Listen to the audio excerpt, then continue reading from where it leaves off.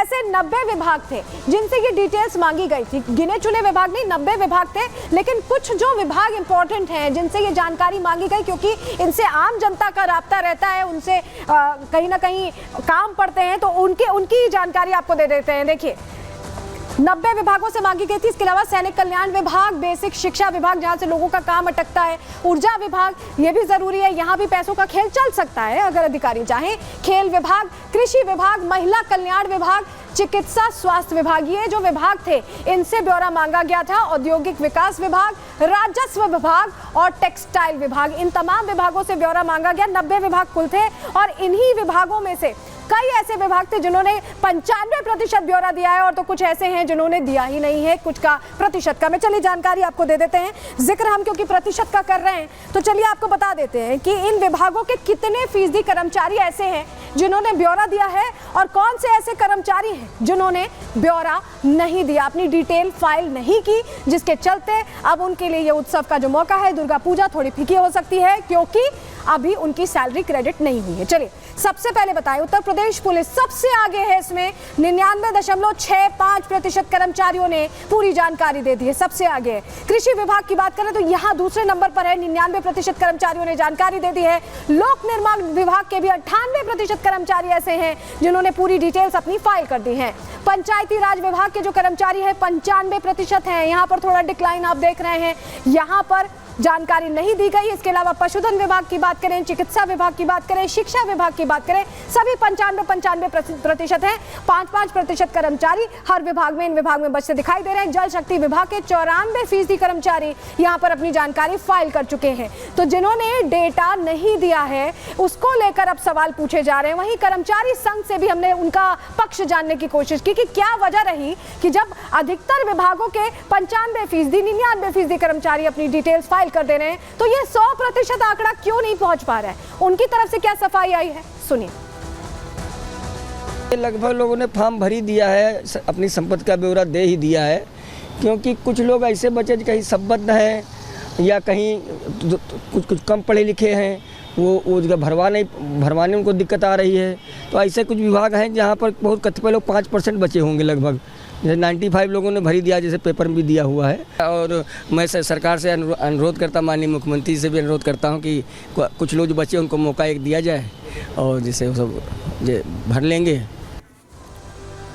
देखिए संपत्ति बताने की व्यवस्था इसलिए रखी गई है क्योंकि कोई हिलावल या कोई कहीं कुछ गड़बड़ ना हो रहा हो, कहीं कोई भ्रष्टाचार ना हो रहा हो। क्योंकि आपको ये बता दें कि जितने IAS PCS अधिकारी होते हैं उनका भी एक पोर्टल है जिसपे वो जानकारी देते हैं। तो ये राज्य कर्मचारियों पर इसीलिए लागू किया गया कि एक पारदर्शिता रहे, ट्रांसपेरेंसी मेंटेन रहेगी, जो पब्लिक है, जो जनता है, उसका काम आसानी से होगा और पैसों की उगाही बीच में कहीं ना हो, ये सुनिश्चित करना चाहते हैं योगी आदित्यनाथ। लेकिन इस पर भी राजनीति हो रही है, समाजवादी पार्टी इस पर भी प्रश्न खड़े करते दिखाई दे रही है। सुनिए क्या कुछ कहना है। 7.5 साल की कुंभकर्ण की नींद के बाद योगी सरकार आज जागी है और हम लगातार इस मुद्दे को उठाने का काम कर रहे हैं माननीय अखिलेश यादव जी के नेतृत्व में कि जिन्होंने कर्मचारियों ने अवैध संपत्तियां इकट्ठी की हैं उन पर कार्रवाई होनी चाहिए, दंडात्मक कार्रवाई होनी चाहिए। हम लोग समाजवादी लोग इस देश के, इस प्रदेश के भ्रष्टाचार से हमेशा लड़े हैं और हम लोग कहते हैं ये सरकार का देर से उठाया हुआ कदम है। और चलिए आगे बढ़ते हैं, अगली खबर का रुख करेंगे जहां भगवान राम पर सियासी संग्राम छिड़ा हुआ है, क्योंकि ऐसा लगता है कि कांग्रेस की राजनीति भगवान राम का नाम लिए बिना चलती नहीं है।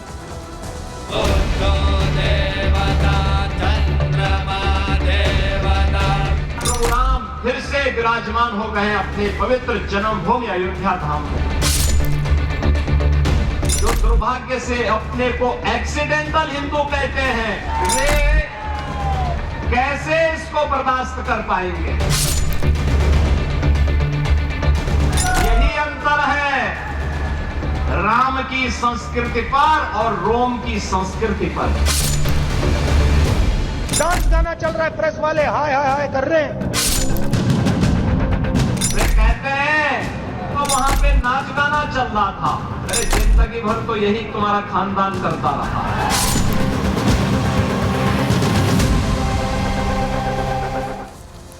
कांग्रेस की सियासत हमेशा से राम मंदिर के आसपास घूमती दिखाई दी। जब राम मंदिर का जिक्र किया गया, जब बनवाने की बात की गई, तब ये कहा जाता था कि मंदिर वही बनाएंगे, तारीख नहीं बताएंगे। जब तारीख आ गई, प्राण प्रतिष्ठा को लेकर पूरी तैयारियां, भव्य तैयारियां होने लगी, भगवान राम की जो वो 5 साल की मनोहर मूर्त है उसकी तस्वीरें आने लगी, तब कांग्रेस ने इसका बहिष्कार करने की बात की। इस पर राजनीति भी खूब की गई, सवाल भी खूब पूछे गए, और जब मंदिर की प्राण प्रतिष्ठा हो गई तब बहिष्कार भी किया गया। और अब भी चुनावों के दौरान भी राहुल गांधी या कांग्रेस बार बार भगवान राम को राजनीति में ले आती है, और ऐसा ही कुछ होता दिखाई दिया है। इसकी अब हम चलिए बात कर लेते हैं, क्योंकि आपको बताएं कि हरियाणा में जब उस समय लोकसभा चुनाव थे, तब राहुल गांधी ने भगवान राम का जिक्र करके जो प्राण प्रतिष्ठा का भव्य कार्यक्रम हुआ था उस पर प्रश्न खड़े किए थे। और वहीं हरियाणा की भूमि से ही अब योगी आदित्यनाथ ने विधानसभा चुनावों के दौरान करारा जवाब दिया, क्योंकि वो जो प्रश्न किए गए थे वो हर सनातनी को चुभ गए थे। आपको बताएं कि राहुल गांधी ने प्राण प्रतिष्ठा पर सवाल उठाए थे। लोकसभा चुनावों के दौरान उनकी तरफ से बड़ी बातें कह दी गई थी, और ऐसी बातें कही गई थी जो किसी को भी चुभ जाए, किसी भी सनातनी को पसंद ना आए। प्राण प्रतिष्ठा कार्यक्रम को उन्होंने नाच गाना बताया था। जो लोग भाव विभोर होकर आस्था में झूम रहे थे उसको नाच गाना बताया था राहुल गांधी ने। और सीएम योगी ने अब राहुल गांधी को हरियाणा की धरती से ही जवाब दिया, क्योंकि यह बयान भी उन्होंने हरियाणा में ही दिया था। राहुल का परिवार जीवन भर यही करता है। योगी आदित्यनाथ ने कहा 500 सालों का जो इंतजार था उसके बाद पूरे देश में खुशी का माहौल था, जश्न का माहौल था, और इन बदनसीब कांग्रेसियों को इससे नफरत है। योगी आदित्यनाथ ने यह बोला कि एक तरफ राम की संस्कृति में पले बढ़े लोग हैं जो भारत के हैं, और एक तरफ दूसरी तरफ रोमन संस्कृति में पले बढ़े लोग हैं। यानी जिस तरह से रोम से उनका संपर्क है, इटली से उनका संपर्क है, इसका जिक्र यहाँ पर योगी आदित्यनाथ ने किया है। और समझिए कि रामलला की जब प्राण प्रतिष्ठा हुई थी तो सनातनियों में उत्साह था, लेकिन उस वक्त भी मंदिर को लेकर सियासत हो रही थी, चुनावों के दौरान भी सियासत हुई। लेकिन अब एक सनातनी ने सच्चे तौर पर राहुल गांधी को जवाब दे दिया है। रिपोर्ट देखिए।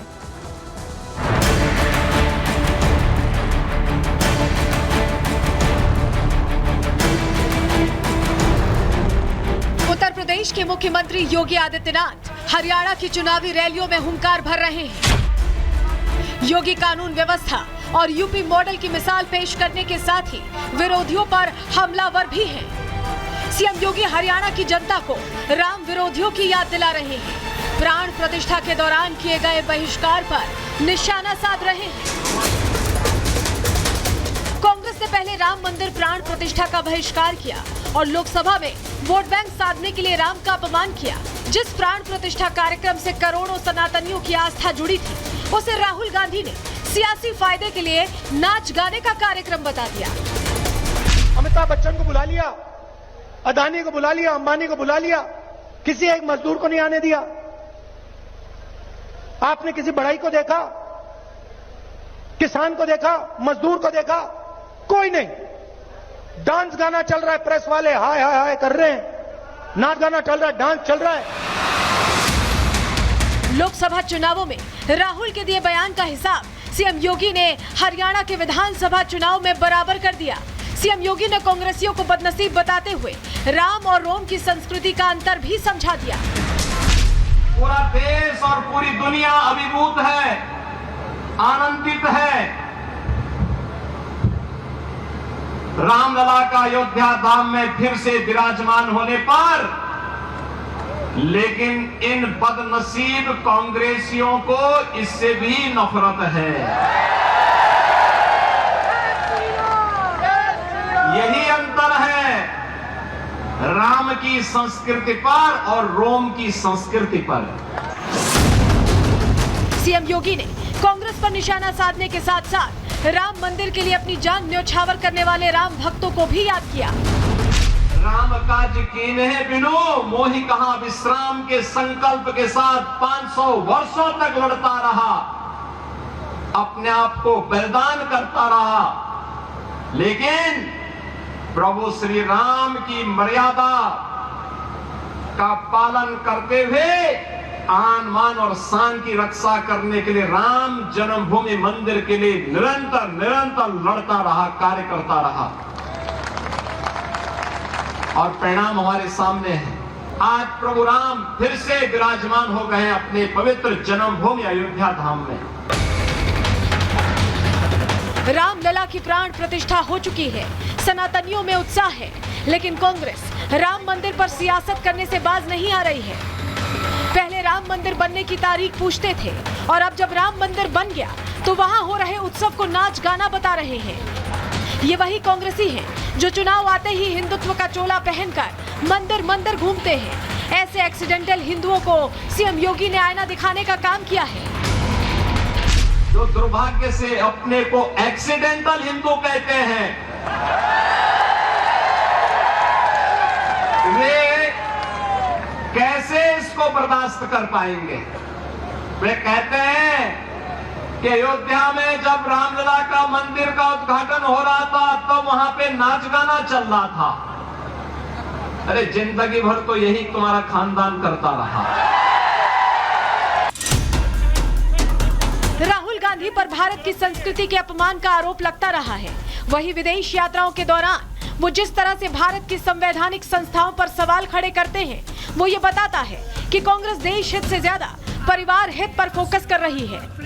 अब देखना ये होगा कि क्या हरियाणा की जनता इन सनातन विरोधियों को अपनाती है या उन्हें सबक सिखाती है। Bureau report, Republic Bharat.